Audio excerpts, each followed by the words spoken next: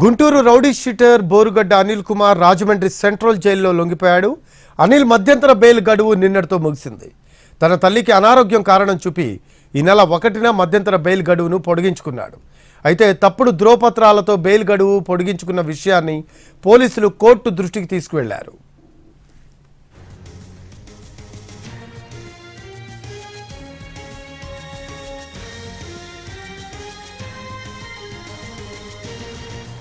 Guntur rowdy sheeter Borugadda Anil Kumar Rajahmundry central జైల్లో లొంగిపోయాడు. అనిల్ మధ్యంతర bail గడువు నిన్నటితో ముగిసింది. తన తల్లికి అనారోగ్యం కారణం చూపి ఈ నెల 1న మధ్యంతర బెయిల్ గడువును పొడిగించుకున్నాడు. అయితే తప్పుడు ధ్రువపత్రాలతో బెయిల్ గడువు పొడిగించుకున్న విషయాన్ని పోలీసులు కోర్టు దృష్టికి తీసుకువెళ్లారు.